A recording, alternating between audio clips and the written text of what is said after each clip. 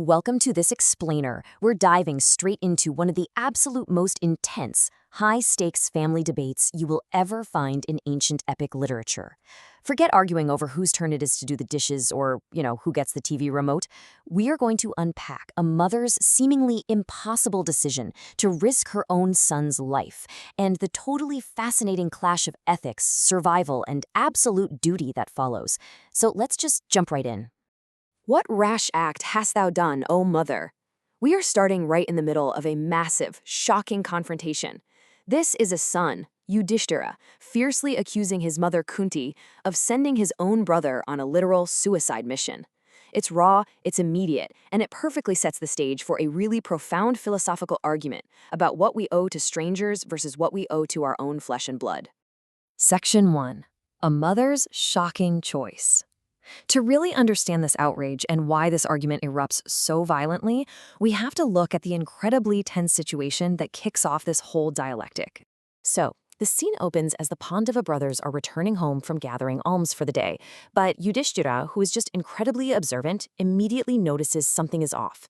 From a mere glance at his brother's Bhima's face, he deeply suspects that Bhima has just pledged to undertake a massive, incredibly dangerous task. You know that immediate sibling intuition where you just instantly know someone has done something huge? It's exactly that. And this brilliantly illustrates their complex family dynamic. Yudhishthira doesn't just publicly call out his powerhouse brother. Instead, he pulls his mother Kunti aside in absolute private. He asks her straight up, "Is Bhima doing this on his own, or did you command it?" And to his absolute horror, Kunti freely admits the truth. She explicitly commanded Bhima to do a great, perilous deed to liberate the town they're secretly staying in, all to help their host, a local Brahmana. Section 2, Yudhishthira's desperate plea. Because Yudhishthira's reaction is completely explosive. Hearing that his mom actually orchestrated this terrifying risk, he launches into a furious, desperate plea, utterly terrified of losing his brother. The stark contrast in their immediate perspectives here is absolutely fascinating. Yudhishthira argues that sacrificing your own child for another person goes entirely against basic human practice. He even states it violates the sacred teachings of the Vedas, basically framing her choice as fundamentally unnatural, irrational, and totally counter to any basic parental instinct. Kunti, however, views it as a strictly necessary act for liberation and moral fulfillment. Yudhishthira then lays out this highly pragmatic, survival-based argument. He reminds his mother of their total, unavoidable reliance on Bhima. They only sleep soundly at night because they rely on Bhima's physical protection. He is literally their only hope to recover their stolen kingdom from the covetous son of Dhritarashtra. Even their enemies, guys like Duryodhana and Shakuni, lose sleep over Bhima's immeasurable energy. Plus, he reminds her of their history. Bhima's the one who already saved them from deadly traps like the burning palace of Lok, and he's the one who eliminated massive threats like Purochana.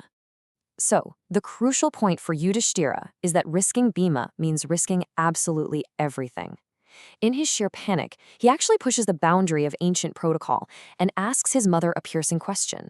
Have the recent traumas of losing their kingdom driven her completely mad? It is a stunning breach of respect to accuse your mother of insanity, but he genuinely believes the endless grief and calamities have completely clouded her judgment. Section 3. The power of Bhima. Well, here is where the dynamic totally shifts. Instead of getting defensive about her son's accusations of madness, Kunti remains completely calm. She's about to explain that her decision isn't born from insanity at all, but from cold, hard evidence. She starts her rebuttal by assuring Yudhishthira that her mind is entirely clear. She tells him directly, "Hey, don't be anxious." Her strategy is deeply calculated, and it's based entirely on what she knows to be the absolute truth regarding her son's capabilities. For her, it's not a gamble, it's a certainty.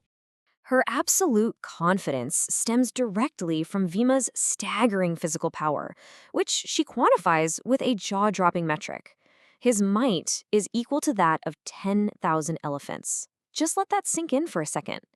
10,000 elephants. That is the awe-inspiring baseline of her entire logical argument.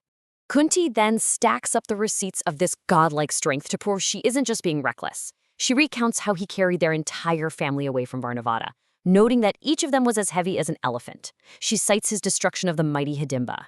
She confidently claims he could overcome the holder of the thunderbolt himself.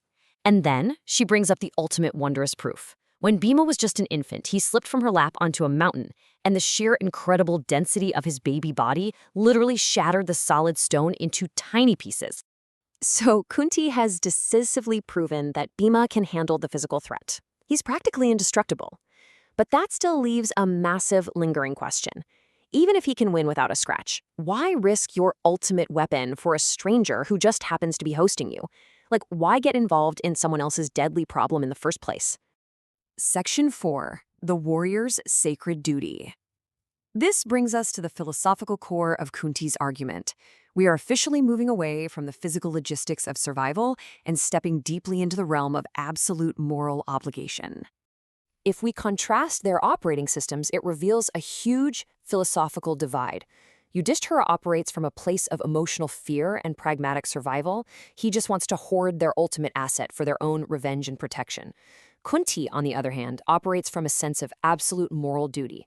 For her, the overriding priority is requiting a karmic debt to their host. Kunti explains a really fascinating principle here, the measure of requital.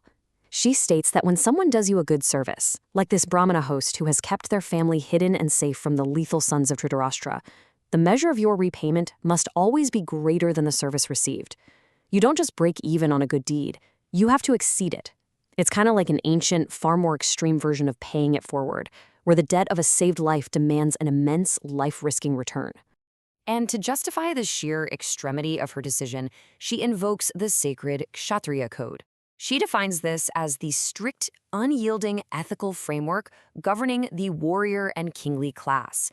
Their absolute, non-negotiable duty is to protect those who seek refuge, regardless of who they are and regardless of the personal cost.